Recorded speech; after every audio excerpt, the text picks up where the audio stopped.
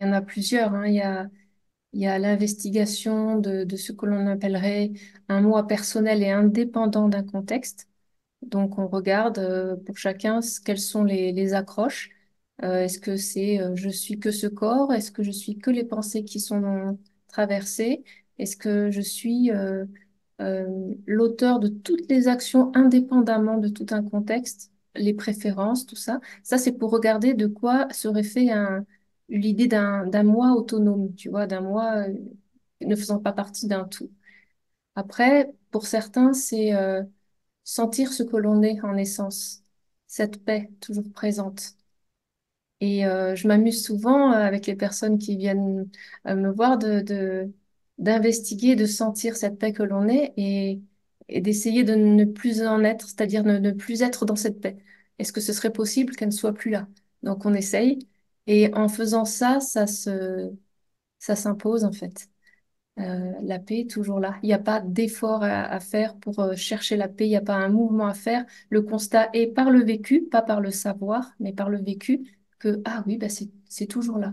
Quoi que ce corps vive, qu'on appelle un corps émotionné, une émotion, c'est rien de plus qu'une contraction énergétique dans un corps, en fait.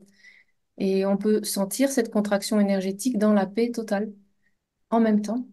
Voilà. Si c'est pas à moi que ce corps, à qui ce corps parle, si c'est pas un moi, s'il n'y a pas de souffreur, il n'y a pas de souffrance. Il peut y avoir une douleur, par exemple, ou une sensation énergétique d'une émotion, mais c'est pas un problème, c'est le champ de la vie qui s'exprime dans sa totalité.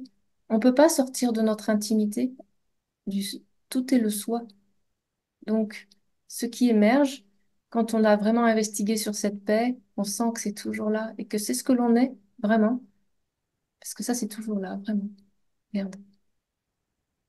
Et bien, en cela, il n'y a que ce qui est, dans la totalité. Partout où tu regardes, c'est ta propre intimité, en fait. Tout est fait de ça. Donc, on regarde cet aspect-là. Pour certains, c'est des traumas qui empêchent et qui font un peu focaliser sur le plan de la manifestation, tu vois, qui ferait, c'est un peu comme le doigt qui cache la forêt, quoi. On a l'impression que c'est focalisant. Et donc, pour certains, on regarde la voie des traumas, on essaye de regarder s'il n'y a pas des mémoires, des choses qui peuvent être accueillies, voilà, et dissoutes. Et, d'autres, c'est la voie euh, par l'amour, en fait. Comme si cette paix que l'on sent, c'est un peu comme l'objet de notre amour, puisque c'est ce que l'on veut vraiment. Parce que quand je pose souvent la question, qu'est-ce que tu veux vraiment, vraiment, ça peut être, peu importe ce que c'est, ça revient toujours à cette paix stable, équanime, une douceur, tu vois. Là où parfois certains se sentiraient en sécurité, en fait, voilà. Et du coup, par amour d'être en relation avec cette partie de nous, eh ben ça, c'est plus facile plutôt que oh il faut, tu vois, il faut sentir la paix ou en fait par le cœur, c'est plus facile.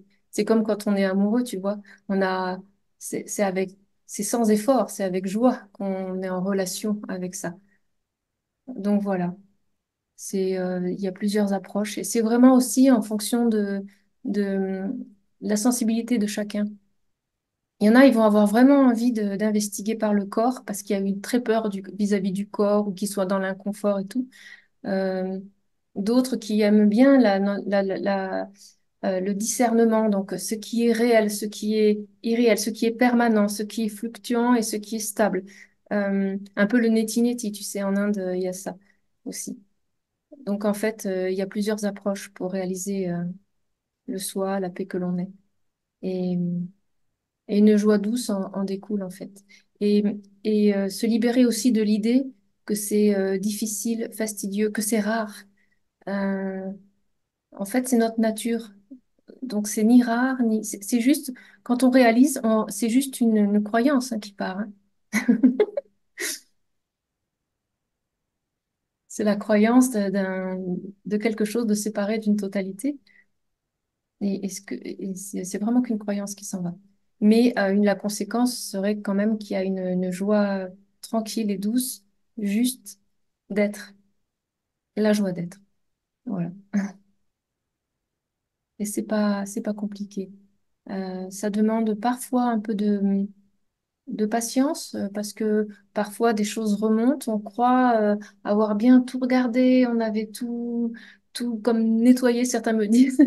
Ah moi, mais j'ai pas encore réalisé, ça fait pourtant un mois que j'essaye de... Et en fait, ça, il y a la vie dans son intelligence, elle a un process quand même, on se rend compte. Mais, mais on peut réaliser tout de suite la paix que l'on est, parce que c'est ce que l'on est. Donc, c'est possible. On est déjà cela. Parce que parfois, on entendait, c'est vrai, dans les traditions anciennes, que c'était long, qu'il fallait... Quelqu'un m'a dit cette semaine, elle avait lu des textes, c'était 1000 vies, ou je sais pas combien. C'est peut-être tibétain, je sais pas, je connais pas trop l'approche tibétaine. Mais oui, peut-être, mais en fait, ça peut être aussi tout de suite, parce qu'il y a que maintenant. Il y a aussi, voilà, ça, les projections dans le temps. En fait, l'instant dissout toute histoire. Et ce qu'on peut être à un autre instant.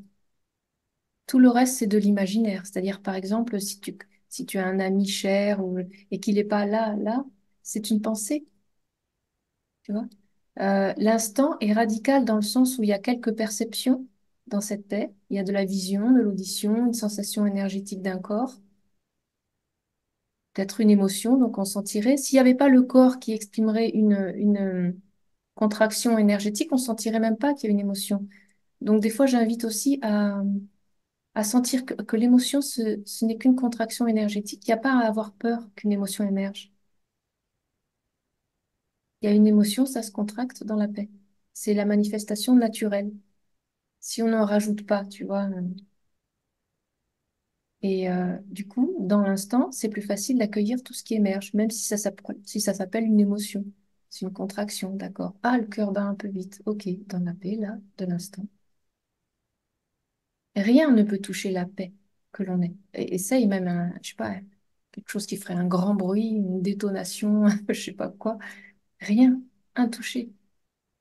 Parce que c'est en même temps la manifestation, c'est tout en un. Donc cet instant dissout complètement l'histoire, même la personnalité. Il faudrait s'en souvenir là maintenant. C'est de l'imaginaire appris. On s'en rappelle, c'est mémoriel. Donc parfois aussi, cette, euh, cette détente profonde vient en vivant l'instant, vraiment. Mais en fait, c'est presque une aberration parce qu'on peut jamais être à un autre instant. Même si on essayait de toutes nos forces, tu vois. Ouais, il n'y a que maintenant. On n'a jamais vécu un autre instant que maintenant. Tout le reste, c'est vraiment de l'imaginaire. Et c'est OK, hein, mais il faut savoir juste ce que l'on a envie de vivre et de ressentir. Pour les personnes en chemin, c'est une clé importante, l'instant présent. Enfin, même maintenant, instant présent, ça voudrait dire presque une continuité. C'est juste là, là. Voilà.